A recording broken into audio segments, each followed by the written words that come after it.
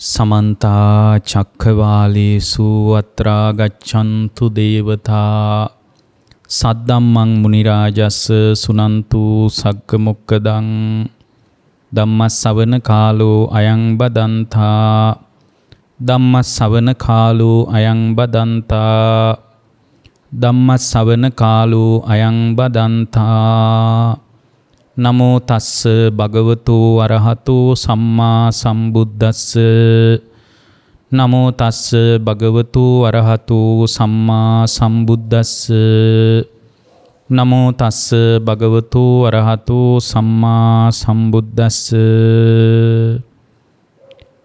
ඒ අපගේ ශාස්ත්‍ර වූ සම්මා සම්බුදුරජාණන් වහන්සේට අප හැම දිනාගේම নমස්කාරය වේවා. සුපින්වත්නි, අදත් ඔබ ඊටාම ශ්‍රද්ධාවෙන් ධර්ම ශ්‍රවණය කරන්නටයි බණහන්නටයි බලාපොරොත්තු වන්නේ. පින්වත්නි, ගෞතම බුදුසසුනේ අසිරිමත් පණිවිඩය තමයි චතුරාර්ය සත්‍ය නම් වූ පණිවිඩය. එතකොට අසෘතවත් පෘථග්ජනයෙක්ගේ අභිමතාර්ථය සහ ඔහුගේ කියවීම තමයි සක්කාය දිට්ඨිය. පින ධර්ම මාර්ගයට අදාළව ගොඩනගා ගන්න ශ්‍රාවකෙක් නම් එවැනි ශ්‍රාවකයෙකුට විදර්ශනා ඥානයක් තියෙනවා නම් සතපුම් ගානක් දුර හිටියත් බුදුරජාණන් වහන්සේට කිට්ටු වෙන බවක් එයාගේ ජීවිතේ નિરાයාසයෙන් ගොඩනගෙනවා. සමහර විට එයා ගව් ගානක් දුර ඉන්න කෙනෙක් වෙන්න පුළුවන්. නමුත් ඈතින් බුදුරජාණන් වහන්සේගේ ධර්මීය උණුසුම දැනුණත් ඒ ධර්මීය උණුසුම දැනෙන ශ්‍රාවක භාවයක් විදිහට Tamanගේ විදර්ශනා ඥානී වැඩිවීමක් සංවර්ධනය වීමක් ඒ ශ්‍රාවකයා තුල තියෙනවා නම් ඒකාන්ත වශයෙන්ම යාට මේ බුදුරජාණන් වහන්සේගේ පණිවිඩය හොයාගෙන එන අදහස එනවා. බුද්ධ කාලෙත් එහෙමයි. ඒ අපගේ බුදුරජාණන් වහන්සේ සමහර අවස්ථාවල කුඹල්හලේ වැඩ ඉන්නකොට ගහක් යට වැඩ ඉන්නකොට සමහර ශ්‍රාවකයෝ ආවේ උන්වහන්සේගේ නාම මාත්‍රයට, ඒ කියන්නේ බුදු කෙනෙක් පහළ වෙලා කියන ආරංචියටයි සමහර අය දුවගෙන ආවේ. සමහර අය බුදු කෙනෙක් පහළ වුණා කියන ආරංචියට උන්වහන්සේ කියන පණිවිඩය ගැන හරි ඉලක්කගත අදහසකින් නෙමෙයි ආවේ. ඉතින් උන්වහන්සේ සමහර දවස්වල එක දිගට සතපුම් ගානක් පයින් ඇවිදලා තියෙනවා. උන්වහන්සේ පුහුණු කරපු වැඩපිළිවෙල තුල අපට අංශු මාත්‍රයක්වත් පුහුණු කරගන්න අමාරුයි. අපිට පුළුවන් ද ගහක් යට ඉන්න? අපිට පුළුවන් ද කුඹල් හලක රැය පහන් කරන්න? අපිට හරියට ගෙයක් දොරක්වත් නැහැ. ඒ කියන්නේ මං කියන්නේ ගෙවල් දොරවල් තියෙන මිනිස්සු ඉන්න පුළුවන්. නමුත් අපට උන්වහන්සේ තරම් විඳි සැප සම්පත් සහිත ජීවිතයක් තියනවද? සමහර අය ඉන්නවා මේ කලින් භාවනා කරලා එකපාර භාවනා කරන එක අතහැරලා දැම්මොත්, සීලයක් දියුණු කරලා සීලය අතහැරලා දැම්මොත්, මේ කොළඹ පැත්තේ ඉන්නවා සමහර මිනිස්සු. අපි අහනවා කලින් ಗುಣධර්ම දියුණු කළානේ, ඇයි ඔබතුමිය දැන් ಗುಣධර්ම දියුණු කරන්නේ නැත්තේ? කලින් අහවල් ආරාමයට ගියා නේද? කලින් අහවල් විහාරයට ගියා නේද කියලා. අනේ ස්වාමීන් වහන්සේ අපිට එතන හරියන්නේ නැහැ කියනවා. එතකොට අපි හිතන්නේ එතන යාගේ දුක නිවෙන්න ධර්මයක් ඇහෙන්නේ නැතුව ඇති කියලා. නමුත් එතන නෙමෙයි ප්‍රශ්නේ තියෙන්නේ. එයාට හරියන විදියට පහසුකම් නැහැ. සමහර වෙලාවට එයා පරිහරණය කරන විදියට වැසිකිලි කැසිකිලි නැහැ. ඒ වගේ ඊටාම ස්වල්ප දේවල් නිසා ධර්ම මාර්ගයේ අතහැරලා දාපු අය පව අපිට ඉන්නවා. මුණ ගැහිලා තියෙනවා. මම කියන්නේ මේ වගේ සනීපාරක්ෂක දේවල් ගැනත් සැලකිලිමත් වෙන්න අවශ්‍යයි තමයි. නමුත් අපගේ බුදුරජාණන් වහන්සේ උන්වහන්සේගේ ජීවිතේ පුහුණු කරපු ආධ්‍යාත්මික ප්‍රවේශයට අදාළ වැඩපිළිවෙලේ දශමයක් පුහුණු කරගන්න පුළුවන් අපිට. උන්වහන්සේ වැසිකිලි උන්වහන්සේගේ ජීවිතය ඇස්සේ වැසිකිලියක උනත් රැය පහන් කරන්න පුළුවන් විදියට හදාගත්ත හිතක් උන්වහන්සේට තිබ්බේ. උන්වහන්සේ ගහක් යට දවස් ගණන් සැතපීලා ඉඳලා තියෙනවා. කට්ට කරුවලේ ගිජ්ජකූට පර්වතයේ පාමුල ගහක් යට සැතපී ඉඳලා තියෙනවා. සමහර දවස්වල ඔය පාෂාණ සූත්‍රයේම තියෙනවා යන්තමට පොඳ වැටිගෙන යනකොට උන්වහන්සේ දා මේ ගිජ්ජකූට පර්වතයට පහළ පැත්තට වෙන්න පහළම කොටස නෙමෙයි ගිජ්ජකූට පර්වතයේ පාමුල යම්තා ටිකක් ඉහළ ප්‍රදේශයක උන්වහන්සේ වැඩ ඉන්නකොට මාර්යා ගල් පෙරළුවා කියනවා. එතකොට මේ මාර්යා ගල් පෙරලනකොට මාර්යා ගල් පෙරල හිතුවලු මේ ශ්‍රමණ ගෞතමයෝ කට්ට කරුවලේ ඉන්නේ දැන් මේ පින්නත් වැටෙනවා යාන්තමින් පොඳ ගහගෙන යනවා හොඳ වැඩක් තමයි ගල් පෙරලන්න ඕන කියලා මාර්යා උඩ ඉඳලා ගල් පෙරලනවලු ගිජ්ජකූට පර්වතයෙන් පහළට. එතකොට කරුවලයි. එතකොට භාග්‍යවතුන් වහන්සේ උදානයක් පහල කරනවා. මේක තියෙන්නේ පාසාන සූත්‍රයේ. පාපී මාර්ය කැමති තරම් ගල් පෙරලන්න කියනවා. ඔබට කැමති නම් මේ ගිජ්ජකූට පර්වතයේම අනිත් පැත්ත හරවන්න කියනවා. භාග්‍යවතුන් වහන්සේගේ හිත දශමයක් කොල්ලන්න බෑ කියනවා. අල්ප මාත්‍රයක් කොල්ලන්න බෑ කියනවා. මට එහෙම හිතක් තියෙන්නේ කියනවා. මට එහෙම තැති ගැනීමක් බයක් ලොමු දැහැ ගැනීමක් කියලා එකක් මම දන්නේ නැහැ කියනවා දැන්. භාග්‍යවතුන් වහන්සේගේ හිත දැන් මිදිලා තියෙන්නේ කියනවා ලෝකයෙන්. මේ කාම ලෝකයෙන්, රූප ලෝකයෙන්, අරූප ලෝකයෙන් මේ තුන් භවයෙන්ම තථාගතයන් වහන්සේගේ හිත මිදිලා තියෙන්නේ කියනවා. මිදිච්ච හිතක බය කියලා දෙයක් නැහැ කියනවා. තැති ගැනීම කියලා දෙයක් නැහැ කියනවා. ලොමු දැහැ ගැනීම කියලා දෙයක් නැහැ කියනවා මිදිච්ච හිතක. එතකොට එවැනි හදමඩලක් තිබ්බ ශාස්ත්‍රූවරයෙක් අපි සරණ ගිහින් තියෙන්නේ. ඒක ගැන අපි හරියට ආඩම්බර වෙන්න ඕන. ඒ ගැන අපි හරියට සතුටු වෙන්න ඕන. අපි හරියට උද්දාමයටපත් වෙන්න ඕන. අපි හරි වාසනාවන්තයි පින්වත්නි. අපිට ගොඩාක් ප්‍රශ්න තියෙන්න පුළුවන්. නමුත් අපි හරි වාසනාවන්ත ජාතියක්. ඒ ශාස්ත්‍රුන් වහන්සේගේ ශ්‍රාවකයෝ වෙන්න ලැබීමම වාසනාවක්. පින්වත්නි මේ ලෝකේ මේ කර්මය කියන ස්වභාවය තමයි සත්‍යයාගේ දායාදය. මේ කර්මය කියන ස්වභාවය තමයි සත්‍යයාගේ උත්පත්තියේ ලකුණ. කර්මය තමයි තමන් උදෙසා පැමිණෙන නැවත උපතක් කරා යන විදියට නැවත භූමිය සකස් කරලා දෙන මූල කාරණය. ඒතර මේ කර්ම සකස් වීම, නව කර්මයේ සකස් වීම කියන තැන අපි හොඳට තේරුම් ගන්න ඕන. ඒ කර්ම සකස් වීම කියන එක අත්දකින්න ලැබෙන්නේ පින්වත්නි දැන් ඇහින් රූපයක්, කනට ශබ්දයක්, නාසයට ගඳ සුවඳක්, දිවට රසයක් මේ ආදී වශයෙන් මේ ආයතන ක්‍රියාවලින් ඔස්සේ අත්දකින්නකොට එතකොට එයාගේ ජීවිතේ ස්පර්ශ වීමක් ඇති වෙනවනේ එයාගේ ජීවිතේ. චක්කු සම්පස්සේ, සෝත සම්පස්සේ කියලා අපි ගොඩාක් දේශනාවල කියලා තියෙන ස්පර්ශයක් ඇති වෙනවනේ. ඒතර ස්පර්ශයට බලපානවනේ දිවයි, රහයි, ජීවා, විඥානය කියලා තුනක්ම. එතකොට මේ කාරණා තුන එකතු වුණාම ස්පර්ශ වුණාම ස්පර්ශයේ නිසා මිනිස්සු විඳිනවනේ. එතකොට රූපේ විඳිනවා මිනිස්සු. රූපේ නිසා වේදනා පහළ වෙනවා. එතකොට රූපේ නිසා දුක් විඳිනවා, රූපේ නිසා සැප විඳිනවා, රූපේ නිසා අදුක්කම සුඛ වේදනා උපදිනවා. ඒතර අපිට තේරෙනවා රූපේ නිසා විඳිනවා මිනිස්සු. ඒතර ඒ රූප විඳින්නේ රූප සංඥාව නිසා, රූප අඳුනා ගැනීම නිසායි විඳින්නේ.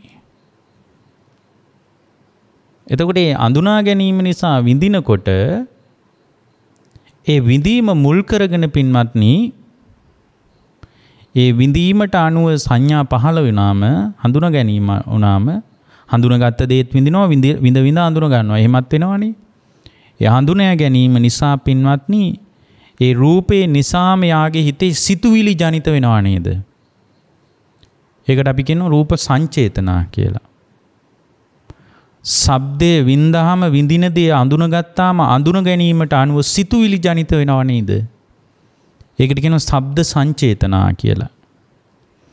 ගන්ධ සුවඳ දැනුණාම වින්දාම විඳින දේ අඳුනගත්තාම නාසයෙන් සිතුවිලි ජනිත වෙනව නේද? ගන්ධ සංචේතනා කියන ඒවට. දිවෙන් රස වින්දාම රස අඳුනගත්තාම අඳුනගත්ත දේ විඳිනකොට ඒ කාරණේ මුල් කරගෙන හිතේ සිතුවිලි ජනිත වෙනව නේද? ඒකට කියනවා රස සංචේතනා කියලා. කය මුල් කරගෙන පින්වත්නි පහස විඳිනකොට විඳින්න ඒ විඳින පහසට මේ අඳුන ගන්න ඒ නිසා හිතේ සිතුවිලි ජනිත වෙනව නේද? ඒවට කියනවා පොට්ටබ්බ සංචේතනා කියලා. සිතින් අරමුණු හඳුනගෙන විඳිනකොට ඒකට අනුවම නැවත නැවත හිත තුළ සිතුවිලි ජනිත වෙනව නේද? ඒකට කියනවා ධම්ම සංචේතනා කියලා. ඔන්න ඒ සිතුවිලි ජනිත වෙන අවස්ථාවේ අන්නේ සිතුවිල්ලම තමයි කර්මය කියලා කියන්නේ. ඒ චේතනාවමනි කර්මී චේතනාහම් භික්කවේ කම්මං වදාමිනි. ඇහෙන් රූප දකින්නකොට රූපේට අනුව හිතේ සිතුවිලි ජනිත වීමම තමයි පින්වත්නි කර්ම සකස් වීම. ඒකනේ රූප සංචේතනා කිව්වේ චේතනා කිව්වේ. ඒතර දැන් ඔබ තේරුම් ගන්න ඔබගේ නව කර්මී සකස් වෙන තැන නව කර්මී සකස් වෙන්නේ කොතනද කියන එක හොඳට තේරුම් ගන්න.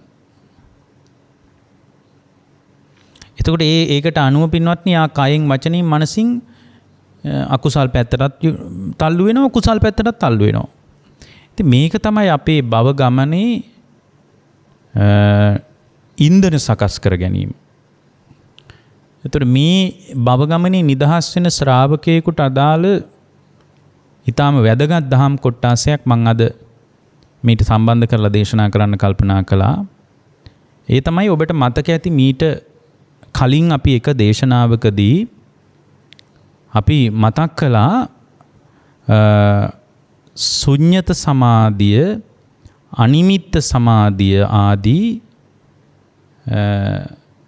ත්‍රිවිධ ආකාර සමාධිය පිළිබඳ. ඒ කියන්නේ බුදුරජාණන් වහන්සේ පැහැදිලි කරපු අනිමිත්ත සමාධියයි ශුන්්‍යත සමාධියයි අපනිහත සමාධියයි පිළිබඳ අපි කතා කිරීම පිණිස දේශනාවක් ආරම්භ කළා. හැබැයි අපිට මේ දේශනාවේ කතා කරගන්න පුළුවන් උනේ අනිමිත්ත සමාධිය කියන එක පිළිබඳ විතරයි.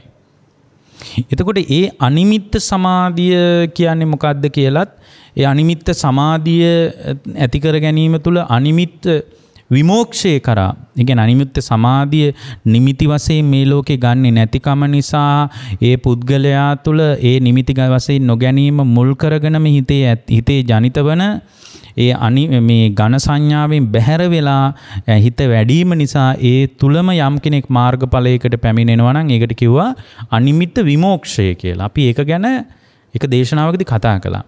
මං හිතුවා අද ඊටාම සරල දේශනාවක් වුණත් මේ සරලව වුණත් මේ ඇත්තන්ට ඒ එදා දේශනාවට අදාළ අනිකුත් ධර්ම පරයයන් කොට්ටාස දෙක ගැන යම් අදහසක් මතු කරලා දෙන්න. ඇත්තට මේක දහම් කොට්ටාසයක් බොහොම දීර්ඝ කාරණා බොහොම සියුම්ම විමස යන්න ඕන. නමුත් නිවන් මඟ වඩා ගන්න ශ්‍රාවකයෙකුට මේක විශාල උදව්වක් වෙන නිසා මම අද කල්පනා කරා ශුන්්‍යත සමාධිය පිළිබඳවත් අපනිහත සමාධිය පිළිබඳවත් යම් අදහසක් මතු කරන්න. එතකොට ශුන්්‍යත සමාධියයි අපනිහත සමාධියයි කියන ස්වභාවය පිළිබඳ අපිට අවබෝධයක් හදාගන්න අවශ්‍ය වෙන්නේ පින්වත්නි මේ ලෝකේ මේ උපන් සත්‍යයේ භව ගමන සකස් වෙවි ඉදිරියට ගසාගෙන යන්නේ වෙන මොකුත් නිසා නෙමෙයි. මේ ආයතන 6 හරහා මේ ලෝකයේත් එක්ක ලෝකයට පිවිසීම ලෝකයක් එක්ක ඇති වෙන ගනුදෙනුව නිසා ඒ ගනුදෙනුවට සාපේක්ෂව තමයි පංචස්කන්ධ ධර්මයන් මෝරා වැඩෙන්නේ. එතකොට මේ පංචස්කන්ධ ධර්මයන් මෝරා වැඩෙන්නේ පින්වත්නි වැඩිම මුල් කරගෙන තමයි එයාගේ සංයෝජනවල වෙලීමයි බැඳීමයි වෙන්නේ. ඔය අභිනිවේෂ වගේ සූත්‍රවල ඒ ගැන පැහැදිලි කරලා තියෙනවා. සංයෝජනවල වෙලීමයි බැඳීමයි පවතින්නේ රූපේ අරමුණු කරගෙන රූපේ නිසා රූපේට පිවිසිලා කියනවා. වේදනාව අරමුණු කරගෙන වේදනාව නිසා වේදනාවට පිවිසිලා තමයි සංයෝජනවල වෙලීමයි බැඳීමයි පවතින්නේ කියනවා. සංකාරය නිසා සංකාරය තුල සංකාරයට පිවිසිලා තමයි මේ සංයෝජනවල වෙලීමයි බැඳීමයි පවතින්නේ කියනවා. සංස්කාරය නිසා සංකාරයට පිවිසිලා සංස්කාරය තුල තමයි සංයෝජනවල වෙලීමයි බැඳීමයි ගැට ගැසීමයි පවතින්නේ කියනවා.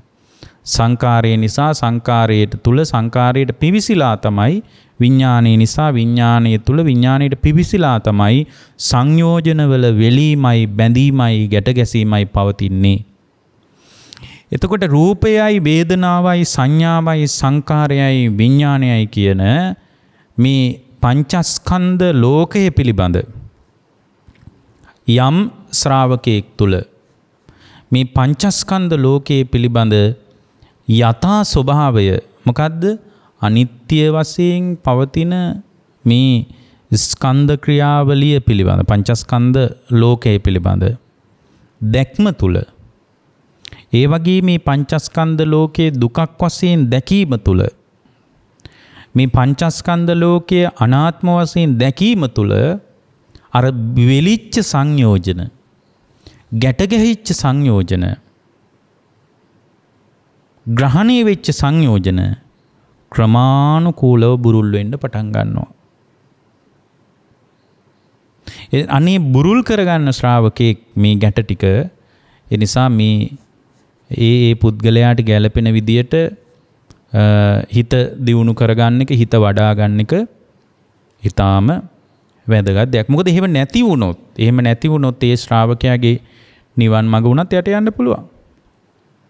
ඉතින් නිවන් මඟට අදාළ කුසලතාවයක් ඔබ තුල ඒකාන්ත වශයෙන් තියෙන්න පුළුවන්. සංසාරේ දියුණු කරපු මහා බලවත් ගුණ ධර්මයේ නිසා තමයි මේ අපහසුයෙන් හරි මේ ධර්මය අවබෝධ කරගන්න තේරුම් ගන්න ඔබ තුල බලවත් ලෙස කැමැත්තක් පවතින්නේ.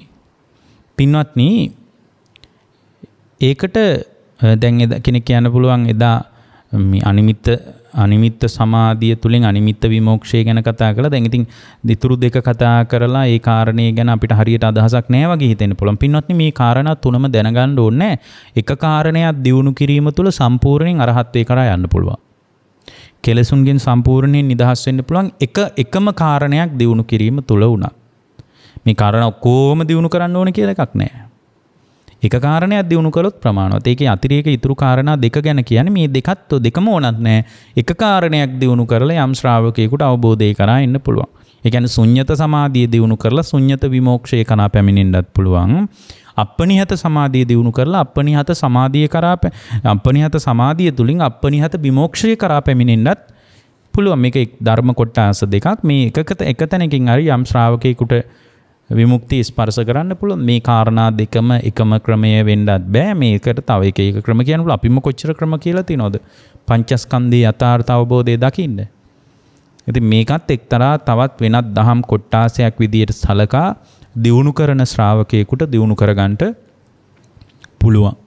ශුන්්‍යත සමාධිය කියන්නේ මොකක්ද? ශුන්්‍යත සමාධිය දියුණු කරන ක්‍රම දෙකක් තියෙනවා. සමත වශයෙන් දියුණු කරන්න පුළුවන්, විපස්සනා වශයෙන් දියුණු කරන්න පුළුවන්. එතකොට මෙතන අපි කතා කරන්නේ පංචස්කන්ධයට සම්බන්ධ නිසා ශුන්්‍යත සමාධිය දියුණු කරගන්න ශ්‍රාවකෙක් මේ ලෝකයේ පිළිබඳ, තමන්ගේ ලෝකයේ පිළිබඳවත්, පරිබාහිර ලෝකයේ පිළිබඳවත් අනිත්‍ය වශයෙන්, දුක්ඛ වශයෙන්, අනාත්ම වශයෙන් මේ ලක්ෂණ තුනෙන් යුක්තයි කියලා විදර්ශනා කරනකොට ඒ විදර්ශනා කිරීම තුලයි ඒ ශ්‍රාවකයා තුල පින්වත්නි ශුන්්‍යත සමාධියක් උපදින්නේ.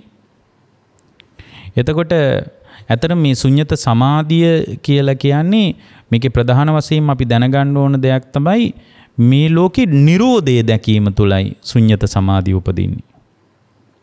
මේ ලෝකේ ඒ කියන්නේ Tamanගේ ස්කන්ධ ක්‍රියාවලිය තුලත් නිරෝධය නිවි යන විදිය දකිනවා. මේ පරිබාහිර ලෝකයේ සියලු සංස්කාරයන් තුලත් නිවි යෑමක් තියෙනවා. නිවි යෑමක් තියෙනවා කියලා දකිනවා. ඒ කියන්නේ මේ සියලු ක්‍රියාවලිය තුල වඩාත් මේ ශ්‍රාවකයා මේ ශුන්්‍යත සමාධිය දියුණු කරන ශ්‍රාවකයා මේ සියල්ල තුල නිරෝධය දකිනවා. අර අනිමිත්ත සමාධිය ගැන කියපු පරයය ටිකක් වෙනස්. නමුත් මෙතන මේ ශුන්්‍යත සමාධිය දියුණු කරන කෙනා වඩාත් උනන්දු වෙන්නේ නිරෝධය දකින්නයි. නිරෝධය දකින්නයි. එතකොට ඒ නිරෝධයේ දැකීම තුල එතකොට මේ නිරෝධයේ දකින්න ශ්‍රාවකයා මේ බණ ටික අහලා මේක කරගන්න බෑ. මේ බණ ටික අහලා මේ ධර්මයේ පුහුණු කරනකොට යම් ශ්‍රාවකයෙක් තුළ මේ ධර්මයේ පුහුණු වෙනකොට ඒ පුහුණු වීම තුලයි නිරෝධය දකින්නේ. පැහැදිලිව මේ දේශනාවෙන් නිරෝධය දකින්න ශ්‍රාවකයෙකුට නිරෝධය දැක ගන්න බෑ. නිකම් මේක අහලා ආයත තමයි කියලා වගේ හිතන්න පුළුවන්. නමුත් මේක Tamanගේ ජීවිතේම අත්දකින්න ඕන. හැම මස්ලේ නහර ඇට මිඳුළු වලටම කිඳා බහැලා Tamanගේ ජීවිතෙන් ඒ අවබෝධය ඇවිස්සලා ඉන්න ඕන. මේක මේ කෙනෙක් කිව්වට අහලා දැනගන්න ඕන කාරණයක් නෙමෙයි පින්වත්නි. අනික කෙනෙක් කිව්වට අහලා දැනගන්න අවශ්‍යත් නැහැ. නමුත් අපිට අපගේ පින්වත් ස්වාමීන් වහන්සේලා අතින් ගුරු ස්වාමීන් වහන්සේලා අතින් වැඩිහිටියන් අතින් පොත්පත් වලින් පරිහරණය තුලින් මේ පණිවිඩය අපි දැනගන්න ඕන. දැන් බුදුරජාණන් වහන්සේගේ ධර්මයේ වුණත් අපි මේ සුතමේ ඥානෙ උපදවා ගන්නකොට අපි ඒවා දැනගන්න ක්‍රමයක් තියෙනවා. මේ දැන ගැනීම තුලම පින්වත්නි යම් කෙනෙක්ගේ ජීවිතය තුල මේ විදර්ශනා ඥානෙ උපදවාගෙන ඒ දැක්ම Tamanගේ ජීවිතයෙන් Tamanගේ කර ගැනීම පිණිස එයා කල්පනා කරන්න ඕනේ. ඒ කල්පනාව කියන්නේ නිකන් අහගෙන ඕ අනිත්‍යයි තමයි, එහෙමනම් දුකයි තමයි, එහෙමනම් අනාත්මයි තමයි කියලා වගේ ඒක නිකන් අල්ලන්නේ නැහැ. මොකද ඒක හැම වෙලාවකම වෙනස් වෙන්න පුළුවන්. දැන් මෙතන මේ ශුන්්‍යත සමාධිය දියුණු කරනකොට මේ Tamanගේ රූප නිරෝධය දකිනවා. වේදනාව තුල නිරුද්ධ වීම දකිනවා. සංඥාව තුල නිරුද්ධ වීම දකිනවා. සංස්කාරයන් තුල නිරුද්ධ වීම දකිනවා. නිවිලා යන විදියයි දකින්නේ. විඥානීය තුල නිරුද්ධ වී යන ස්වභාවය දකිනවා. මෙන්න මේ විදියට නිවි යන ස්වභාවය, හටගත්ත තැනම නිවිලා යන ස්වභාවය දකිනවා.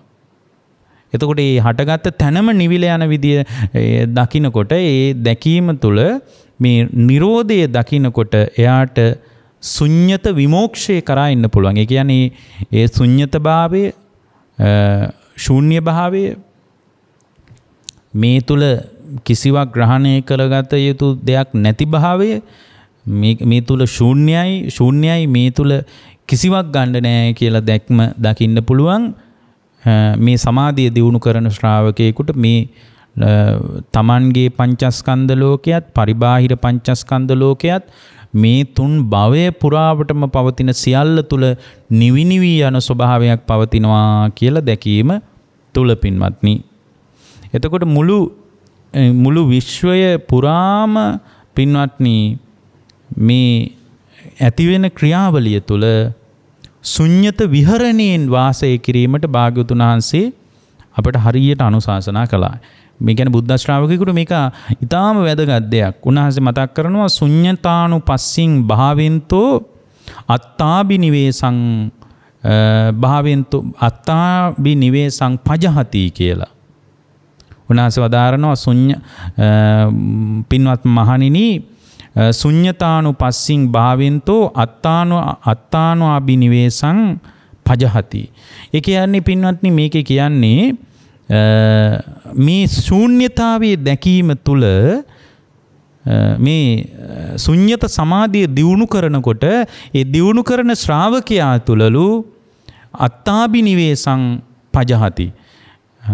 ආත්මීය ස්වභාවයක් තියෙනවා කියන එක බැහැර වෙලා යන්නේ. එහෙනම් මේ ආත්මීය ස්වභාවයක් තියෙන බව, ආත්මීය ස්වභාවයකින් අල්ලගත්ත ලෝකය ආත්මීය ස්වභාවයක් නැති බවට, ආත්මය කියලා මේ ලෝකේ ගන්න දෙයක් නැහැ කියලා දැන ගැනීම තුල තමයි පින්වත්නි අර සංයෝජනවල වෙලීමයි, ගැට ගැසීමයි, බැඳීමයි නැති වෙලා යන්නේ. ඒකයි භාග්‍යතුන් වහන්සේ මතක් කරේ ශුඤ්ඤතානුපස්සීන් භාවෙන්තෝ අත්තාබිනිවේසම් පජහති. මේ ශුඤ්ඤතානුපස්සනාව වඩනකොට මේක ඇත්තටම අනුපස්සනාවක්නේ. මේ ශුඤ්ඤතානුපස්සනාව වඩනකොට ඒ කියන්නේ මේ සියල්ල තුළ නිරෝධය වැඩියෙන් දකින්න කැමති වුණාම නිවි යන පැත්තට වැඩියෙන් දකින්න පටන් ගත්තට පස්සේ ඒ පටන් ගැනීම තුළ හට ගැනීමක් දකින්න ඕන තමයි. නමුත් මෙතන කතා කරන ශුන්්‍යත සමාධිය ගැනනේ. මේ සමාධිය දියුණු කරන ශ්‍රාවකයා මේ සියල්ලම නිවි යන ආකාරي වැඩි වැඩියෙන් දකිනවා. Tamanගේ රූපය හට ගන්නවා වගේම නිවිලා යන පැත්ත වැඩියෙන් දකිනවා. හටගත්ත තැනම මේක නිරුද්ධ වෙනවා නේද? මේ සියල්ලම නිරුද්ධ වෙලා යනවා නේද? කුසල් අකුසල් පවා නිරුද්ධ වෙලා යනවා නේද? ඉතින් මේ විදිහට නිරුද්ධ වී යන පැත්ත වැඩියෙන් අවධාරණය කරගෙන ඒ තුල මානසිකාරය කරනකොට එයා තුල වැඩින්නේ ශුන්්‍යත සමාධිය. ඒ ශුන්්‍යත සමාධිය වැඩිීමේ වාසිය තමයි පින්වත්නි අත්තාබිනිවේසං පජහති. යම් පුද්ගලයෙකුට ආත්මීය ස්වභාවයක් මම කියලා ස්වභාවයක් මගේ කියලා ස්වභාවයක් මගේ ආත්මය කියලා ස්වභාවයක් ඊට පස්සේ එළියේ තියෙන දේවලුත් මගේ දරුවා කියලා ස්වභාවයක් මට අයිති දෙයක් මේ දරුවා කියන ස්වභාවයත් මගේ වසඟේ පවත්වන්න පුළුවන් දෙයක් මගේ මේ දරුවා කියන ස්වභාවයත් මේ ලෝකයේ ඇතුළත් එළියෙත් අජ්ජත්තික බහිද්ද වශයෙන් ඇතිවෙන සියලු ක්‍රියාවලීන් තුල මේ සියලු ක්‍රියාවලීන් තුල ආත්මය කියන ස්වභාවය ආත්මීය ස්වභාවය සම්පූර්ණයෙන් බැහැර වෙලා යන්ට මේ ශුන්්‍යත සමාධිය උදව්වක් වෙනවා. ඒ නිසා හැම බුද්ධ ශ්‍රාවකයෙක්ම මේක වඩන්න ඕන. හැම බුද්ධ ශ්‍රාවකයෙක්ම මේක වඩන්න ඕන.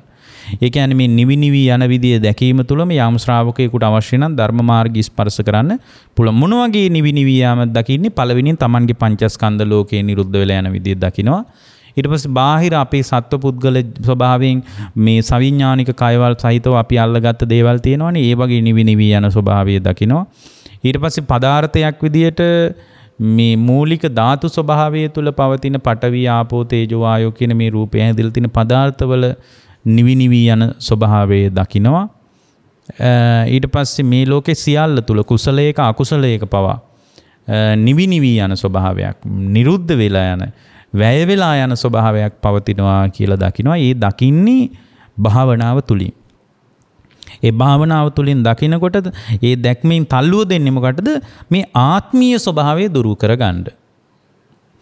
ඒක වඩන ශ්‍රාවකයා තුළ භාගතුන් වහන්සේ මේ ඉලක්කයට මේ දේශනා කරන්නේ උන්වහන්සේ වදාරනවා ඒ පුද්ගලයා තුළ ආත්මීය ස්වභාවයක් ඇත කියන කරුණ පදනම් කරගත්ත ගතියක් හිතේ පවතිනවා නම් අන්න ඒ ස්වභාවය ඒ පුද්ගලයාගේ ජීවිතෙන් බැහැර වෙන්න පටන් ගන්නවා. එතකොට මේ ලෝකේ ශුන්්‍යත වශයෙන් බලන්න බැරි වුණොත් එහෙම ඒ බැරි වෙන ශ්‍රාවකයා නැවත මේ ආශ්‍රව සහිත ලෝකයට අහු වෙලා යන්න පුළුවන්. ඒක පැවිද්දෙක් වෙන්නත් පුළුවන්, ගිහියෙක් වෙන කවර කෙනෙක් වුණත් මේ ශුන්්‍යත සමාධිය දියුණු නොකළොත් මේ නිවි මේ සියල්ල තුල නිවි යන ගතියක් තියෙන. මේකේ හරයක් සාරයක් හොඳයි සැපයි සනීපයි සුඛයි කියලා අල්ලන්න කිසි දෙයක් නැහැ. මේ නිරුද්ධ වෙලා යන ලෝකයකයි නවතලා ඉන්නේ. මේ පිනත් නිරුද්ධ වෙලා යනවා, පවත් නිරුද්ධ වෙලා යනවා, ධානයක් දිනු කරත් ඒකත් නිරුද්ධ වෙලා යනවා. මේ සියල්ලම නිරුද්ධ වෙලා යනවා, සියල්ලම නිරුද්ධ වෙනවා කියලා එයා නිරෝධය දකිනවා. ඒ නිරෝධය දකිනකොට ආත්මීය ස්වභාවය බැහැර වෙලා යනවා. එහෙම නැත්නම් පැවිද්දෙක් වුණත් ආයෙත් ගිහි බවට පත් වෙන්න ඕනෑ තරම් අවස්ථාව තියෙනවා. එහෙම පත්වෙච්ච අයත් ඉන්නවා. මේ ශුන්්‍යත සමාධිය දිනු කරගන්න බැරි වුණොත් ඔය සාරිපුත්තයන් වහන්සේම හරියට මේ ශුන්්‍යත සමාධිය දියුණු කරලා තියෙනවා. එතකොට ඒ ශුන්්‍යත සමාධිය දියුණු කළාම භාග්‍යවතුන් වහන්සේ හරියට අගය කරලා තියෙනවා. මේ මහා පුරුෂයන්ගේ හිතේ ඇතිවෙන සමාධියක් කියලා. මහා පුරුෂයන්ගේ හිතේ ඇතිවෙන සමාධියක් සාරිපුත්ත මමත් නිතර ඔය ශුන්්‍යත සමාධිය දියුණු කරනවා කියලා උන්වහන්සේ හරියට අගය කරලා තියෙනවා. ඒ කියන්නේ මේ සියල්ල තුළ නිවි යන ගතිය දකිනවා. මේ ලෝකේ හැම දෙයක් තුළම නිවි යන ගතිය දකිනවා.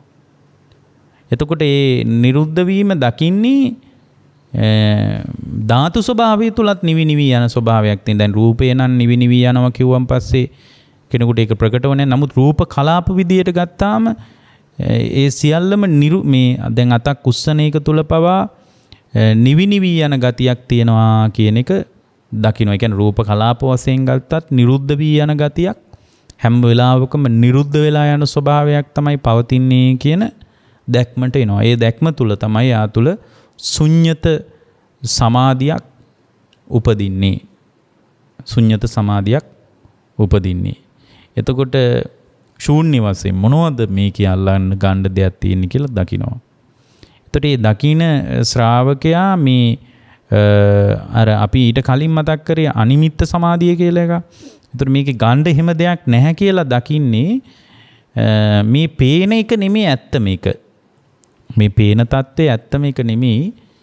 මේ පේන එකට වඩා වෙනස් එකක් ලෝකේ පවතිනවා කියලා දකිනවා. පදාර්ථ විදියට ගත්තට පස්සේ නිවි නිවි යන ගතියක් තියෙන. නමුත් පේන එක මේ පේන එකේ යථාර්ථ ස්වභාවය පේන ස්වභාවයම නෙමෙයි ඊට වඩා වෙනස් එකක්. දැන් උදාහරණයක් විදියට හිතන්න ඔය ගම්වල එහෙම කැලෑවල එහෙම තියෙනවා දෙඹරයක් බඳිනවා කියලා විශාල අර දෙඹරුන් නැවිලා ඔවුන් වාස භූමියක් හදාගෙන විශාල දෙඹර බැඳලා තියෙනවා ඔය විශාල රූස්ස ගස්වල. ඔය කැලෑවලේ යන මිනිස්සු දන්නවා. නමුත් බැලුවහම පේන්නේ ඈතින් බැලුවහම පේන්නේ හරියටම මේ නොසෙල්වි පවතින දෙයක් වගේ. කියන්නේ බැලුව බැල්මට පේන්නේ ඈත ඉඳලා බැලුවාම පේන්නේ. ඉතින් ඒකේ හැඩතලයෙන් ඒකේ ස්වභාවයෙන් මෙතන දෙඹරයක් බැඳලා තියෙනවා කියලා හිතෙනවා. ඉතින් මේ දෙඹරු ගොඩාක් ඇවිල්ලා ඒක බැඳලා පස්සේ ඒ දෙඹරු එක එක්ගේ පිට එකෙක් මේ විදියට වහලා ඉන්නවා දැන්. විශාල දෙඹරයක වහලා ඉන්නකොට ඈතින් බැලුවාම ඇත්තටම පේන්නේ මෙතන නිකන් නොසෙල්වි තියෙන මොකක් හරි දෙයක් තියෙනවා වගේ. අර ඒ සත්තු ඒ සත්වයන්ගේ ඇඟ උඩ මේ විදියට ඉඳලා විශාල වශයෙන් එක බැඳලා තියෙනකොට නිකන් නොසෙල්වි තියෙනවා වගේ පේන්නේ. නමුත් ඒ කිට්ටු වෙලා බලනකොට තේරෙනවා විශාල දෙඹරු රාශියකින් සමහරට දහස් ගානක ඔය සමහරට විශාල දෙඹරු ප්‍රමාණයක් 50000ක් ලක්ෂයක් විතර එකතු වෙලා බැඳපු දෙඹර තියෙනවා. එතකොට ඔය මීමුරේ පැත්තේ හරියට එහෙම දකින්න පුළුවන්. එතකොට ඒ වගේ දෙඹරයක් බැඳලා තියෙනකොට ඈතින් බැලුවාම පේන්නේ නිකන් නොසෙල්වි පවතින මොකක් හරි වස්තුවක් වගේ. නමුත් කිට්ටු වෙලා හොඳට විමසලා ස්මාර්ට් කැමරාවක් වගේ දෙකින් ලං කරලා බැලුවොත් අපට තේරෙනවා විශාල දෙඹරු ලක්ෂයක් 50000ක් විතර එකතු වෙලා බැඳපු එකක් කියලා. අන්න ඒ වගේ මේක මේ බලන විදිහ වෙනස් කරලා බලන්න අපි පුරුදු වුණොත් තේරෙනවා මේකේ නිමිති ගන්නට දෙයක් නැහැ. ඒ වගේ මේ රූපේ කියන්නේ මේ රූප කලාප ගොඩකින් සකස් වෙච්ච දෙයක් කියලා විමසලා බලද්දි තේරෙනවා. අපි මේකම ආත්මීය වශයෙන් මම වශයෙන් මගේ වශයෙන් මට අයිති දෙයක් විදිහට මේ රූපය ඇල්ලන්න දැඟලුවට මගේ වසඟේ තියන්න පුළුවන් දෙයක් විදිහට දැඟරුවාට මේ රූපේ කියන්නේ බිඳි බිඳි යන ස්වභාවයට අයිති දෙයක් නිරුද්ධ වී යන ස්වභාවයට අයිති දෙයක් විදිහට මානසිකාරය කරනකොට ඒ කියන්නේ නිරුද්ධ වෙලා යන ස්වභාවයක් විදිහට ඇතිවෙච්ච තැනම නැති වෙලා යන ස්වභාවයක් නිරුද්ධ වෙලා යන ස්වභාවයක් විදිහට දකින්නකොට තමයි ඒ දැක්ම තුල තමයි ශුන්්‍යත සමාධිය උපදින්නේ. ඒ ශුන්්‍යත සමාධිය උපන්නට පස්සේ ශුන්්‍යත සමාධිය තුලම තමයි පින්වත්නි ඒ ශුන්්‍යත සමාධිය තුලින් මේ ශ්‍රාවකයාට පුළුවන් ශුන්්‍යත විමෝක්ෂය. ඒ සමාධිය තුලින්ම බල යම් කිසි ඵල සමවතකට සමවදින මාර්ගඵලයක් උපදවා ගන්නට පුළුවන්.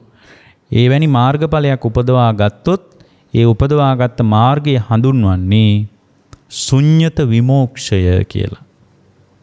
ඉතින් මේ විදිහටම ජීවිතේ නිවි යන විදිය බලලා ශ්‍රාවකයෙකුට යම් කිසි ධර්මයක් අවබෝධ කරගන්න තැනකට හිත හදා ගන්න පුළුවන්.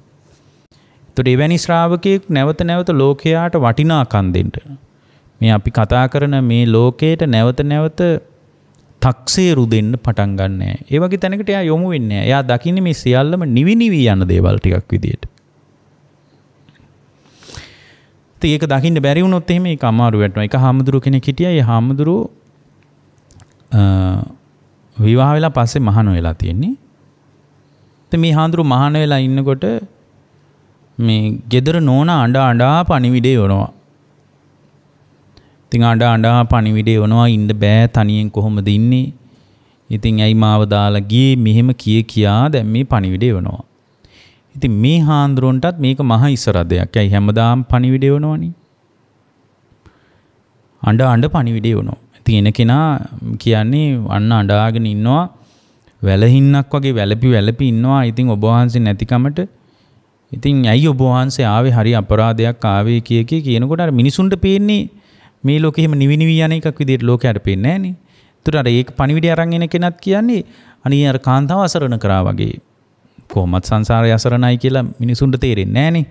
ඒතර මිනිසුන්ට තේරෙන්නේ මේ ලෝකේ ඒක මහා අසාධාරණ දෙයක් විදිහට පැවිද්දට යාම කියන්නේ බොහොම අසාධාරණ දෙයක් විදිහට. විවාහ වෙච්ච කෙනෙකුට පැවිද්ද නම් නුසුදුසුයි වගේ හිතෙන්නේ. ඒ කාලෙත් එහෙම ඉඳලා තියෙනවනේ. ඊට පස්සේ බිරිඳ දැන් අඬ පණිවිඩය වෙනකොට මේක හරි පීඩාවක් මේ හාන්දුරුවන්ට. ඉතින් උන්වහන්සේගේ ජීවිතේත් මේ ශුන්්‍යත සමාධියක් වගේ මේ සියල්ලම නිවි යන ගතියක් තියෙන්නේ. ඒක මේ හාන්දුරුවන්ට වැඩි සංවේදී උනේ නැහැ. මේ හාමුදුරුවෝ සිවුරු අරින්න ඕන කියලා. හොඳම දේ සිවුරත් අරලා දානවා කියලා. ගුරු හාමුදුරුවෝ ළඟට ගිහින් කිව්වා ආචාර්ය උපාධ්‍යයන් වහන්සේලා ළඟට ගිහින් කිව්වා ස්වාමීනි මට නම් මහානකම කරන යන්න බෑ. මට ගෙදර යන්න ඕන කිව්වා. මට නම් මේ මහානකම කරන යන්න බෑ. අනේ හාමුදුරුවනේ මට ගෙදර යන්න ඕන කිව්වා. ඇයි කියලා අනේ අපි ගෙදර හොඳටම අසරණ වෙලා කිව්වා. කරගන්නටම දෙයක් නැතුව අඬා පණිවිඩය වෙනවා මට ඉන්න බෑ මං කොහොමද තනියෙන් ඉන්නේ ගෙදරට වෙලා කියලා අඬ පණිවිඩය වෙනවා මට නම් බෑ ඉන්න කිව්වා. හැබැයිද කියලා මේ හාමුදුරුවෝ එක් කරගෙන කමන්නේ අපි කෝකටත් බුදුරජාණන් වහන්සේ ළඟට යමුකෝ කියලා මේ හාමුදුරුවොත් එක් කරගෙන බුදුරජාණන් වහන්සේ ළඟට ගියා. ඉතින් බුදුරජාණන් වහන්සේ ළඟට එක් කරගෙන ගියාම බුදුරජාණන් වහන්සේ දැක්ක මේ භික්ෂුවට මාර්ගඵල ලබන්න පින තියෙනවා. මාර්ගඵලයක් උපදවා ගන්නට තරම් බලවත් කුසලයක් තියෙන භික්ෂුවක්. ඉතින් මේ භික්ෂුව බුදුරජාණන් වහන්සේ ළඟට ගියාම මේ මොකද කියලා ඇහුවා. එතකොට අර භික්ෂුව කියනවා අනේ ස්වාමීනි මට යන්න ඕන. මට මෙහෙම ඉන්න බෑ. මට ගෙදර යන්න ඕන. ඇයි කියලා ඇහුවා. අපි මේ ගෙදර නෝන පණිවිඩය වෙනවා මේ ඇය අසරණ කරා කියලා. අනේ මට යන්න ඕන කිව්වා. එතකොට බුදුරජාණන් වහන්සේ විමසුවා මේ ශ්‍රද්ධාවෙන් පැවිදි වුණ කෙනෙක් නේද කියලා ඇහුවා. ශ්‍රද්ධාවෙන් බඹසර ජීවිතේට ලෙන්ගතුකම් පාගෙන මහාන වෙච්ච කෙනෙක් නේද කියලා ඇහුවා. එහෙමයි කිව්වා. දැන් මොකද එනම් මේ කියලා ඇහුවා. අනේ මට බෑ යන්න ඕන කිව්වා. දැන් මේ යන්න මොන කතාව කියනවා. හැබැයි භාගතුන් වහන්සේ හිත දැක්ක. දැන් අද නම් කියයි යන්න ඕන යන්න කියලා. ඒතකොට නිවන් මාර්ගය යට යනවා. ඉතින් ඒ වගේ අද හරියට එහෙම නිවන් මාර්ගය යට ගියා ඉන්නවා හරියට උපදේශයක් ලැබෙන්නේ නැතුව. නමුත් ඉතින් අපේ අවාසනාව ඒකට මොකද හේතුව තමයි අපිට ඒ භාගතුන් වහන්සේ දකින්න ඇති. නමුත් මේ ධර්මයේ අපිට උන්වහන්සේ ඉදිරියේ අහගන්න බැරි වුණා. අපිට හරියට මේ ඇස්පෙනින් නැති මිනිස්සු වගේ බුදුරජාණන් වහන්සේ වැඩ ඉන්න ආරාමෙ කිට්ටුව අපි ඉන්න ඇති සමහර විට. කන් ඇහෙන්නේ නැති මිනිස්සු වගේ අපි ওই කාම ලෝකෙට වහ වැටිලා ඉන්න ඇති. ඒ නිසානේ මේ තවමත් සංසාරේ ඇවිදගෙන යන්නේ. ඉතින් මේ විදිහට අර භික්ෂුවගේ හිත දැකලා බුදුරජාණන් වහන්සේ වදාරනවා භික්ෂුව දන්නවද ඔය ගෙදර උන්දම කලින් කරපු හානිය දන්නවද කියලා ඇහුවා. ඔය වගේම කලිනුත් හරියට හානියක් වුණා කිව්වා. දන්නවද කලින් හානිය කියලා ඇහුවා. මේ කලිනුත් ඔය විදියටම ඔය Tamanගේ බිරිඳම පෙර ජීවිතේ උලහින්දුවා මරණ තැනටත් මරණින් පස්සේ නිරේට යන තැනටත් ඔය ගෙදරුන්දම තමුන්ව පත් කරා කියලා දන්නවද කියලා ඇහුවා. නෑ කිව්වර. ඉතින් ඒ වෙලාවේ තමයි බුදුරජාණන් වහන්සේ මේ පරණ සිද්ධියක් කියන්නේ. මේක ඉතින් දිග සිද්ධියක්. බුදුරජාණන් වහන්සේ වදාලා මේ සිද්ධි මම කෙටියෙන් කියන්නම්. මේ බරණැස් නුවර මේ ඉල් මාසයේ වෙනකොට තිබිලා තියෙනවා මහා උත්සවයක්. විශාල සැනකෙලියක් නටනවා ගායනවා වයනවා විශාල සැනකෙලියක් මිනිස්සු දරු බවුල් පිටින් එකතු කරගෙන ඇවිදිනවා මේ විශාල සැනකෙලිය බලන්න මිනිස්සු එකතු වෙනවලු ඉල් මාසයට. ඉතින් මේ ඉල් මාසයේ හඳ තියෙන රාත්‍රියේ මිනිස්සු ඇවිදිනවලු. පන්දම් පත්තු කරගෙන මේ කඩවල වලත් එක එක කෑම බීම වල තියනවලු. ඉතින් මේ දැන් තියෙන සැනකෙලියක් වගේ තමයි එහෙම නන්නේ. මේ බරණැස් නගරේ වෙච්ච සිද්ධියක් කියන්නේ. එතකොට මේ කිට්ටුව මේ ඉල්මාසේ ඇති වෙන සැනකෙළිය ගැන සැනකෙළියට යන්න බොහොම දිලිඳු මිනිස්සෙක් විදියට උපන්නේ කියන ඒ කාලේ. ඉතින් මේ දිලිඳු මිනිස්සයාත් මේ මිනිස්සයාගේ බිරිඳත් හරිම දුප්පත්. දැන් ඒගොල්ලන්ට හරියමං විදියට අඳින්න තිබ්බේ නෑ. ඉතින් මේ කාන්තාවට හරි කැමැත්තක් ඇති වුණාලු මේ ඉල්මාසේ ඇති වෙච්ච මේ විශාල සැනකෙළියට යන්න. ඔය ಭಾರತයේ තිබිලා තියෙනවා පින්වත්නි කුඩුම්බ කියලා මල් වර්ගයක්. ඒ කුඩුම්බ කියන මල් වර්ගයේ බොහොම හොඳ කසි වටිනා සලු පඬු පොවන්න පාවිච්චි කරලා තිනවා. මේ මල් ටිකක් මිලයිලු. ඒ කුසුම්බ කියන මේ මල් වලින් පඬු පොවපු වස්ත්‍රයක් ඇඳගෙන අර ඉල්මාසේ ඇතිවෙච්ච සැනකෙළිය නරඹන්න යන්න මේ කාන්තාවට අදහසක් ඇති වුණාලු. ඉතින් අදහසක් ඇති වෙලා මේ කාරණේ අර මිනිස්සයාට කිව්වලු අනේ මට හරි ආසයි මේ උත්සවයට යන්න කුඩුම්බ කියන මල් වලින් හදාපු මල් වලින් පඬු පොවාපු වස්ත්‍රයක් ඇඳගෙන මට යන්න හරි ආසාවක් තියෙනවා. මට ඒ කුසුම්බ කියන මල් වලින් පඬු පොවපු වස්ත්‍රයක් ඕන කියලා තියෙනවා. ඒතකොට කියලා තිනවා අනේ ඉතින් අපිට කොහෙන්ද එහෙම එකක්? අපිට කොහෙද එච්චර ආර්ථික හයියක්? අපිට එහෙම එකක් නැහනේ කියලා කිව්වාම කියලා තියෙනවා. ඇයි ඔය ඕන තරම් රජ්ජුරුවන්ගේ කුසුම්බ උයන තියෙන්නේ? ඒකේ ඕන තරම් මල් තියෙනවා. ඊට පස්සේ මේ මිනිස්සයා කියනවා අපෝ මට නම් බෑ. කොහොමද අපි එහෙන් ගන්නෙ මල්? ඒ වෙලාවේ මේ කාන්තාව බලන්න පොළඹවන විදිය වීරියවන්ත පුරුෂයෙකුට අන්ධකාර රාත්‍රියක ඕක මහ වැඩක්ද? වීරියවන්ත මිනිහෙකුට අන්ධකාර රාත්‍රියක ඕක මහා ලොකු වැඩක් නෙමෙයි කියලා දැන් බලන්න මේ ස්වාමියා පෙළඹුවා වරදට. දැන් මේ මිනිස්සයා ඉතින් අර කාන්තාවගේ කීමට හිමීට රැක හිමීට අර මල්ලු වෙනට රිංගුවා. එහෙන් මේ මල්ලු වෙනට පයින්කොට මෙන්න හොරෙක් කියලා අර මල්ලු වෙන උයන බලාගන්න හිටිය උයන් පල්ලු ටික ඔක්කොම එකතු වෙලා මේ මිනිස්සයා අල්ලගත්තා. අල්ලගෙන රජුරෝ ළඟට ගියා. දැන් මේක හරි බරපතල වරදක් විදියට ඒ කාලේ සලකලා තියෙනවා. ඒ මාවට ගියාට රජුරුන්ගේ උද්‍යාන වලට පනින්න සාමාන්‍ය මිනිසුන්ට බෑ. අන්තිමටම උල තියන්න තීරණය වුණා. එතකොට මේ රාජපුරුෂය අල්ලගෙන ගිහින් උල තිබ්බා.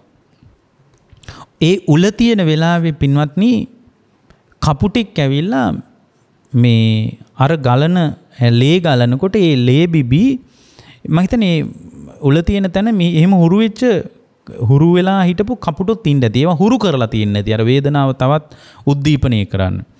ඔළුවේ වහලා කපුටෙක් වගේ සතෙක් මේ තමන් පණ පිටින් ඇස් උදුර ඇස් ගලව ඇස් වලට කොට ඒ ඇස් වල තියෙන මාංශේ කන්න පටන් ගත්තලු කපුටෙක්. ඉතින් ඒතර මේ ඇස් උගුල්ල කපුටා කනකොට මේ මිනිස්සයා කියනවලු බලන්න මේ මිනිස්සයා කියන කතාව. මේ මිනිස්සයා කියනවලු මේ යකඩ තුඩු වගේ තියෙන මේ හොටෙන් ඇන මේ කුරුල්ලා මස් උලුප්පාගෙන කන එක මට දුකක් නෑ කියනවා. ඒක මට දුකක් නෑ කියනවා. මේ උලේ හිඳුවා මරණ එකත් නෙමෙයි මට දුක කියනවා. උලේ හිඳවලා මරණ එකත් මට දුකක් නෑ කියනවා. මට දුක මගේ බිරිඳත් එක්ක මේ ඉල්මාසේ තියෙන සැනකෙළියට කුසුම්බ කියන මල් වලින් පඬු පොවාපු වස්ත්‍රයක් ඇඳගෙන අත්වැල් අල්ලගෙන දැන් සමහරට මෙයා ටිකක් තරුණියෙකුත් වෙන්න ඇති. අත්වැල් අල්ලගෙන ඇය සමග රාගයෙන් වෙලිලා මට ඒ ගමන යන්න බැරි වෙච්ච එකයි දුක කියනවා. අර මරණ තුනක් ඇති මිනිහෙක් පැණි කෑයි වගේ කතාවක් මේ කියන්නේ. මට මේ කපුටෙක් මේ තියුණු විදියට මේ හොටින් ඇන මගේ ඇස් උගුල්ල යකඩ තුඩු වගේ වයින් ඇනලා මගේ මේ ඇස් උගුල්ලන එක නෙමෙයි මට දුක කියනවා. අඬ කෑ ගහා ඔකලු කිව්වේ. මැරෙනකන් ওই කතාව කිව්වලු. මට මගේ බිරිඳත් එක්ක ඈත් එක්ක රාගයෙන් වෙලිලා යන්න බැරි වෙච්ච එකයි දුක්. මේ රාග ගින්න කියන්නේ පොඩි එකක් නෙමෙයි කියනවා. දැන් මේ භික්ෂුවගේ අතීත කතාව කිව්වා. ඊට පස්සේ රාග කැළඹුණු සිතින් මිය ගිය නිසා නිරේටත් ගියා කියනවා. කැළඹිච්ච සිතින් මිය ගියොත් ආයි සුගතියක් නැහැ නේ පින්වත්නි. දුගතියටත් ගියා කියනවා. දැන් බලන්න භික්ෂුවක් දැන් මේක අතීත සිද්ධියක් නේ. අර භික්ෂුව අර කාන්තාවම අඬා පණිවිඩේ එවනකොට බිරිඳගේ දුක් ගැනවිල්ල කියනකොට මේ ජීව අජීව සියලු දේවල් වල යථා ස්වභාවයේ භික්ෂුවට තේරුම් අරගෙන හිටියා නම් සියලු සංස්කාරයන් තුල නිවී යන බවක්, නිරුද්ධ වී යන බවක් මේ සංස්කාර වලට ආවේනික දෙයක් විදියට දකින්න පුළුවන් වුණා නම් ඒ හැඬීම, ඒ වැළපීම තඹයක් වටින්නේ නැහැ පින්වත්නි. තඹයක් වටින්නේ නැහැ. ඒ භික්ෂුව වටිනාකම් දුන්නේ ඒ භික්ෂුවගේ ජීවිතේ අනිමිත්ත සමාධියක්, ශුන්්‍යත සමාධියක් තිබුණේ නැහැ. මේකයි මේ ජීවිතේ කාම ලෝකයට විවෘත නොවීම පිණිස මෙබඳු සමාධියක් ගිහියෙක් උනත් දිනු කරන එක හරි වටිනවා. මෙබඳු යථාර්ථවාදී ජීවිතයකට විවෘත වෙච්ච සමාහිත බවක් හිතේ නැති වෙන්න ඒ භික්ෂුව කාම ලෝකයට යට වෙනවා. කාම ලෝකයට යට වෙනවා. ගිහියෙක් උනත් එහෙමයි. ඒ නිසා මේ පිරිහිච්ච ලෝකේ අපිව ගැලවෙන්න තියෙන එක ක්‍රමයක් තමයි මේ ශුන්්‍යත සමාධියක් වගේ ලෝකේ නිවි යන විදිය වැඩියෙන් දකින හිතක් හදාගන්න එක. ඒ හිත තුලම පින්වත්නි යම් ශ්‍රාවකයෙකුට පුළුවන් මාර්ගඵලයක් උපදව ගන්නට. මේ පංචස්කන්ධේ උදේවැය දැකලා විශේෂයෙන්ම වැයවීම දැකලා පංචස්කන්ධ නිරෝධය දැකලා ඒ ශුන්්‍යත විමෝක්ෂය කරා පැමිණෙන්න පුළුවන්. ඊළඟ එක තමයි මේ අප්පනිහත සමාධිය. මොකද අප්පනිහත සමාධිය කියලා කියන්නේ? අප්පනිහිතං භාවෙන්තෝ පනිදං පජහති. බුදුරජාණන් සෙහිමයි වදාරේ. මේ ප්‍රාර්ථනා කරන ගතිය බැහැර වෙනවා කියනවා. මේ අප්පනිහත සමාධිය මේ ලෝකයේ සියල්ල පිළිබඳ මේ අප්පනිහත සමාධියක් යම් කෙනෙක් දිනු කළොත් මේ සියල්ල පිළිබඳ මේ අප්පනිහත සමාධියක් දියුණු කළොත් එහෙම ඒ දියුණු ප්‍රාර්ථනා කිරීමේ ගතිය එයාගේ ජීවිතේ බැහැර වෙලා යනවා කියනවා. දැන් අපි අපේ ජීවිතේ පින්වත්නි හැම වෙලාවකම අපි ප්‍රාර්ථනා කරන ගතියක් තියෙනවා. මේ භවයේ රැඳිලා ඉන්න ප්‍රාර්ථනා කරනවා. පින ගැන ප්‍රාර්ථනා කරනවා. සුගතිය ගැන ප්‍රාර්ථනා කරනවා. අතීතය ගැන නැවත ප්‍රාර්ථනා කරනවා. වර්තමානී ප්‍රාර්ථනා කරනවා අතීතයට සාපේක්ෂව. අනාගතයේ පතනවා. නප්පටි කංකේ අනාගතං අනාපු අනාගතයේ ප්‍රාර්ථනා කරනවා. එතකොට මේ ප්‍රාර්ථනා කරන ගතියක් අපේ ජීවිතය තුළ පවතිනවා. මේ ප්‍රාර්ථනා කරන ගතිය පවතින්නේ පින්වත්නි මේ භවයේ සත්‍ය ස්වභාවය දන්නේ නැතිකම නිසා හැම වෙලාවකම ප්‍රාර්ථනා කරනවා. එතකොට මේ අප්පනිහත සමාධිය දියුණු කරන ශ්‍රාවකයා තුළ මේ ප්‍රාර්ථනා කිරීම බැහැර කරගන්නේ අප්පනිහත සමාධිය. ප්‍රාර්ථනා නොකිරීම දක්වා හිත හදාගන්නේ මේ ස්කන්ධයන්ගේ ක්‍රියාවලියේ දුක නැවත විදර්ශනා කරනකොට. එතකොට මේ දුක්ඛදායක ස්වභාවය නැවත විදර්ශනා කරනවා. මේක දුකක්. මේ දුක නිසා මේ දුක ස්වභාව දුක්ඛදායක ස්වභාවය නිසා මේ ප්‍රාර්ථනා කරන්න ප්‍රමිති වශයෙන් ගන්න මේ ලෝකේ මොනවද තියෙන්නේ? ඒක දැනගන්න හොඳ ක්‍රමයක් තමයි අතීත දුක විදර්ශනා කරන එක. අතීතේ මේ විදියට මට රූපයක් ලැබිලා තියෙන්න ඇති. මං අතීතේ මේ විදියට විඳින්න ඇති. මේ විදියට මට සංඥා ස්කන්ධයක් ක්‍රියාත්මක වෙන්න ඇති. මේ විදියට මගේ විඥානයේ විවිධ තැන්වලට ගිහින් රෝපණය වෙන්න ඇති. එතකොට මේ විදියට අතීතේ විඳවපු දුක සුළුපටු එකක් නෙමෙයි. අතීතේ මම ප්‍රාර්ථනා කරපු නිසා ඒ ප්‍රාර්ථනා කරපු දේවල් වලට අනුව මට දුකක් මිසක් සැපයක් හම්බුන්නේ නැහැ කියලා අතීතයටත් විදර්ශනා කරනවා අනාගතයටත් විදර්ශනා කරනවා මේ දුක සම්බන්ධව. මොන දුකද? තමන්ගේ ස්කන්ධ ලෝකයේ දුක. ඊට පස්සේ බාහිරටත් එයා විදර්ශනා කරනවා. මේ බාහිර දරුවා වශයෙන් මේ බාහිර ලෝකේ මම අල්ලගත්ත දේවල් නිසා මම හඬාපු කඳුළු. මොකද ඒක ධර්මයෙන් බලබලා එයා විදර්ශනා කරන්නේ. මොකද බුදුරජාණන් වහන්සේම වදාරනවා දරුවා මල දුකෙන් හඬාපු කඳුළු සතර මහා සාගරයට වැඩි කියලා. බුදුරජාණන් වහන්සේම දේශනා කරනවා සොරකමේ ගිහින් රජ්ජුරුවන්ගේ බෙලි කැපුම් පහරට අහුවෙලා ඉතින් හොරකමේ ගිහින් අහුවෙලා ඒ දඬුවමටම යටත් වෙලා. ඒ කියන්නේ හොරක ජීවිත කොච්චර හොරකම් කරන්න ඇද්ද? ඒ හොරකම් කරපු ජීවිතවලදීත් උලහිඳුවලම් මරන්න ඇති ඔය වගේ নানা විදියට මැරෙන්න ඇති. ඔය අතර බෙලි කැපුම් වාරෙන් විතරක් ගලාගෙන ගිය රුධිරය සතර මහා සාගරයට වැඩි. මේක ඇත්තටම අපිට කියලා දෙන්නේ අපිව බය කරන්න නෙමෙයි. මේ සංසාරේ බිහිසුණු බව තේරුම් ගන්න. එතකොට මේ ස්වභාවය මේ ඇත්ත කතාව තේරුම් ගැනීම තුළ තමයි මේ දුක අපේ සම්පූර්ණයෙන් සංසිඳිලා යන්නේ. ඒකනේ අර මේක මානසිකාරය කරනකොට අපනිහත විමෝක්ෂයක් පටපත් වෙනවා. ඒ කියන්නේ දුක හමාර වීමේ මූලික අතිවාරමයට සකස් වෙනවා. එතකොට එවැනි ස්වභාවයට පත්වෙච්ච ශ්‍රාවකයේ දුක පින්වත්නි බුදුරජාණන් වහන්සේ වදාරන්නේ පින්වත් මහණෙනි සෝතාපන්න වෙච්ච කෙනාගේ දුක හරියට අතට ගත්ත ගල් කැට හතක් වගේ කියලා. ගල් කැට හතක් අතට අරගෙන උන්වහන්සේ වදාරනවා මහ පොළොවේ තියෙන ගල් කොපමණද අතේ තියෙන ගල් කොපමණද කියලා. එතකොට සාපේක්ෂ වශයෙන් බලනකොට මහ පොළොවේ ගල් වලින් මෙපමණ කොටසකින් මෙපමණයි කියලා ගණනය කරගන්න බෑ කියනවා. ඒ වගේ පින්වත් මහණෙනි සෝතාපන්න වෙච්ච මිනිහෙක්ගේ දුක මේ අතට ගත්ත ගල් කැට ටික වගේ කියනවා. හැබැයි සෝතාපන්න නොවිච්ච ශ්‍රාවකයෙක්ගේ දුක මේ මහ පොළොව වගේ කියනවා. සීමාවක් නැහැ. හැබැයි අරයාගේ ජීවිත 7කින් උපරිම ප්‍රමාණය 7යි. එතනින් එයාගේ දුක හමාර වෙනවා. ඒතර දුක අතීතේ විඳපු දුක අතීතේ රූපේ නිසා විඳි දුක වේදනාව එක එක දේවල් විඳින්න යාම නිසා ඇති වෙච්ච දුක මේ සියලු දුක මානසිකාරය කරනවා. එතකොට එයාගේ අවිද්‍යාව දුරු වෙනවා. මොකක්ද අවිද්‍යාව දුරු වෙන්නේ?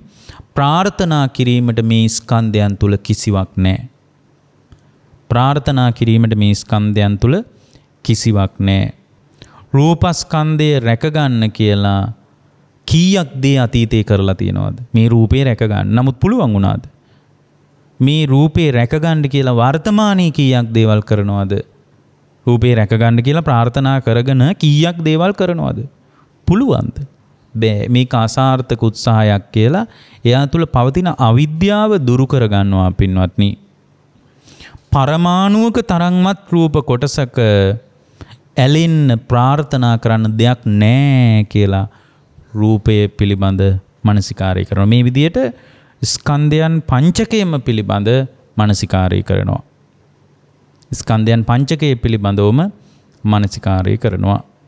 එතකොට මේ පංචස්කන්ධයේ පිළිබඳ ඇතිවෙන කලකිරීම මුල් කරගෙනයි අර ප්‍රාර්ථනාව දුරු වෙන්නේ. පංචස්කන්ධයේ පිළිබඳ යථාභූත ඥාන දර්ශනයක් උපදිනවා. මේවා හටගෙන නිරුද්ධ වෙන ධර්මයන් විදියට දකිනකොට ඒ දැකීම තුළ ඉතින් යා මොනවා ආයි ප්‍රාර්ථනා කරන්නද? හටගෙන නිරුද්ධ වීමේ ස්වභාවයක් අත්දකින්න ශ්‍රාවකයෙක් තුළ පින්වත්නි කුමක් ප්‍රාර්ථනා කරන්නද? මේ විදිහට රූප වේදනා සංඥා මේවා ඉතින් විස්තර කරන්න වෙලාව නෙමෙයි. රූප වේදනා සංඥා සංකාර විඥාන කියන ස්කන්ධයන් සියල්ලේම ක්‍රියාවලියයි මෙයා දකින්නේ. දැන් විඥාන කියවම ප්‍රතිසන්දි විඥානය. ප්‍රතිසන්දි විඥානයේ ඇතිවීම නිසා අවශේෂ වශයෙන් පරිවාර වශයෙන් චක්කු විඥාන සෝත විඥාන ආදී හය ආකාරයක විඥානයක් උපදිනවා. හේතුව තමයි ප්‍රතිසන්දි විඥානයක් පහළ වීම නිසා. ඒතකොට ප්‍රතිසන්දි විඥානයක් ජනිත වුණේ හැමදාමත් මේ ලෝකයට ප්‍රාර්ථනා කර කර පැමිණිච්ච නිසා. ලෝකේ ප්‍රාර්ථනා කරපු නිසා. ඒතකොට ප්‍රතිසන්දි විඥානයක් පැමිණුණේ ඇතිවෙච්ච තණ්හාව නිසා. කුසල් අකුසල් රැස් කිරීම නිසා. ඉතින් මේ කුසලයක්වත් ප්‍රාර්ථනා නොකළ යුතුයි. පිනක්වත් ප්‍රාර්ථනා නොකළ යුතුයි. අන්න එවැනි තණ්හාව නම් ප්‍රාර්ථනා නොකළ යුතු දෙයක් කියලා එයා සම්පූර්ණයෙන් අවබෝධයට එනවා. ඊට පස්සේ භාගතුන් වහන්සේ වදාරනවා මේ අවිද්‍යාවෙන් වැහිලා තණ්හාවෙන් බැඳිලා කාම ධාතුවේ ඉපදෙන්න සත්වයා ප්‍රාර්ථනා කරනවා කියලා. ඇතර මේ අපනිහත සමාධිය කියන්නේ මේකයි මානසිකාරය කරන්නේ. ඒ සමාධිය කියන්නේ භාවනාවෙන් වාඩි වෙලා මේකයි කල්පනා කරන්නේ. අවිද්‍යාවෙන් වැහිලා තණ්හාවෙන් බැඳිලා යම් යම් සත්වයන් කාම ධාතුවේ උපදින්න ප්‍රාර්ථනා කරනවා. ඒ වගේම අවිද්‍යාවෙන් ඒකට කියනවා කාම ධාතු ඒකට කියනවා හීන ධාතුව කියලා ධර්මයේ. අවිද්‍යාවෙන් වැහිලා තණ්හාවෙන් බැඳිලා සත්වයා මජ්ක්‍ධිමා ධාතුවේ ඉපදින්න ප්‍රාර්ථනා කරනවා. දැන් මේ මානසිකාරය කරන්නේ මේ විදියටයි. අවිද්‍යාවෙන් වැහිලා තණ්හාවෙන් බැඳිලා සත්වයා ප්‍රනීත ධාතුවේ උපදින්න ප්‍රාර්ථනා කරනවා. හීන ධාතුවේ හෝ ප්‍රනීත ධාතුවේ හෝ මජ්ක්‍ධිමා ධාතුවේ හෝ උපදින්න මේ උපන් සත්වයා ප්‍රාර්ථනා කරනවා. අප්පනීතං භාවෙන්තෝ පනිදින් පජහති. ඒ කියන්නේ ප්‍රාර්ථනා කිරීමයි දැන් එතකොට බැහැර කරන්න අවශ්‍ය. ඒතර ප්‍රාර්ථනා කරන්නේ කුමක් නිසාද? අවිද්‍යාවෙන් බැඳිච්ච නිසා, තණ්හාවෙන් වැහිච්ච නිසා. තණ්හාවෙන් වැහිච්ච නිසා, මේ අවිද්‍යාවෙන් වැහිච්ච නිසා, තණ්හාවෙන් බැඳිච්ච නිසායි හීන ධාතුවේ හෝ මජ්ක්‍ධිමා ධාතුවේ හෝ ප්‍රනීත ධාතුවේ හෝ ප්‍රාර්ථනා කිරීමක් තියෙන්නේ. එතකොට මේ අප්පනිහත සමාධිය, මේ අප්පනිහත සමාධිය සම්පූර්ණ වෙන්නේ අරහත්වයේදී. මේ සමාධිය සම්පූර්ණ වෙන්නේ අරහත්වයේදී. එහෙමනම් හැම ශ්‍රාවකයෙකුටම ලෝකේ තියෙන්න ඕන දෙයක් තමයි ප්‍රාර්ථනා කරන ගතියින් බැහැරවීම. හැම වෙලාවකම අපි ප්‍රාර්ථනා කරනවා. එතකොට මේ පොදුවේ ගත්තොත් එහෙම ප්‍රාර්ථනා කරන්නේ කාම ධාතුව හෝ රූප ධාතුව හෝ අරූප ධාතුව. ඒ කියන්නේ හීන ධාතුව හෝ මජ්ක්‍ධිමා ධාතුව හෝ ප්‍රනීත ධාතුව ප්‍රාර්ථනා. ඇයි ප්‍රාර්ථනා කරන්නේ? අවිද්‍යාවෙන් වැහිලා. තණ්හාවෙන් බැඳිලා. එතකොට මේ අවිද්‍යාවෙන් වැහිච්ච තණ්හාවෙන් බැඳිච්ච හැම සත්වයක්ම ලෝකේ නැවත නැවත ප්‍රාර්ථනා කරන ගතියක්. දරුවෝ ප්‍රාර්ථනා කරනවා, ඉඩම ප්‍රාර්ථනා කරනවා, ගෙවල් දොරවල් ප්‍රාර්ථනා කරනවා, ආයුෂ ප්‍රාර්ථනා කරනවා, සැප ප්‍රාර්ථනා කරනවා, බලය ප්‍රාර්ථනා. මේ ලෝකේ හැම සත්වයක්ම ප්‍රාර්ථනා කරනවා. යම් දවසක ප්‍රාර්ථනා කරන එක අතහැරලා දැම්මොත් ඒක නිකන් කතාවට නෙමෙයි. හිතින්ම ප්‍රාර්ථනා කරන්න මේ කාම රූප අරූප කියන තුන් ලෝකේ මොකද්ද තියෙන්නේ ප්‍රාර්ථනා කරන්න. ප්‍රාර්ථනා කරන්න කිසිවක් නැහැ කියලා දකින්න එක. ඒක මානසික විදර්ශනා කරන එක. ඒ විදර්ශනා කිරීමට කියනවා අප්පනිහිත සමාධිය කියලා. අන්න ඒ සමාධිය තුලින්ම යම් ශ්‍රාවකෙක් මාර්ගඵලයට පැමිණෙනවා. ඒක දිගට දිගට කල්පනා කරනකොට මාර්ගඵලයට පැමිණෙනවා. ඒකට කියනවා අප්පනිහිත විමෝක්ෂය කියලා. අප්පනිහිත විමෝක්ෂය කියලා. එතකොට මේක දියුණු වෙන්නේ ප්‍රඥාවේ ඒ මට්ටම් වල අනුව. එතකොට මේ අප්පනිහිත සමාධිය තුලින් යා මේ ස්කන්ධ ක්‍රියාවලියම විදර්ශනා කරනවා. ඒ කියන්නේ මේ ප්‍රාර්ථනා කරන්න දෙයක් නැහැ, ප්‍රමිති වශයෙන් ගන්න දෙයක් නැහැ කියලා මේ සම්පූර්ණ ලෝකයම පිළිබඳ විදර්ශනා කරනකොට ඒ විදර්ශනා කරන දැක්මට කියනවා අප්පනිහිත සමාධිය කියලා. හොඳට සමාහිත බවක් ඇති වෙනවා, ප්‍රාර්ථනා කළ යුතු කිසිවක් නැහැ කියලා. අන්න ඒ දැක්ම තුලම තවදුරටත් විදර්ශනා කරනකොට ඒ විදර්ශනා කිරීම තුල අප්පනිහිත විමෝක්ෂයට ඒ පුද්ගලයාපත් වෙනවා. ඉතින් ඒ පුද්ගලයා ඒ බඳු තත්වයකටපත් වුණාට පස්සේ සම්පූර්ණයෙන්ම එයා තමන්ගේ ජීවිතයත් මේ ලෝකයේ ජීව ලෝකයත් අජීව ලෝකයත් මේ කාම රූප අරූප කියන තුන් ලෝකයත් කුසල අකුසල ආදී මේ ලෝකේ සියලු ධර්මයන් එයා ප්‍රාර්ථනා කළ යුතු දෙයක් විදියට ගන්නෙ නෑ. අඩුම ධානයක්වත් ප්‍රාර්ථනා කළ යුතු දෙයක් විදියට එයා ගන්නෙ නෑ. මොකද ධානයේ තුලත් නැවත රූපාවචර අරූපාවචර බඹලොවින් ආයේ සතර අපායට වැටෙන ගතියක් තියෙන බව දකිනවා. ඒතර මේක ඊටාම සරල විග්‍රහයක්. ඒ අපගේ බුදුරජාණන් වහන්සේගේ ධර්මයේ තුල ශුන්්‍යත සමාධිය අප්පනිහිත සමාධිය තුලින් ශුන්්‍යත විමෝක්ෂය අප්පනිහිත විමෝක්ෂය පිණිස මේ දේශනාව උපකාර වේවා කියලා අපි අදිෂ්ඨාන කරනවා. ඔබ හැම දිනාටම තෙරුවන් සරණයි.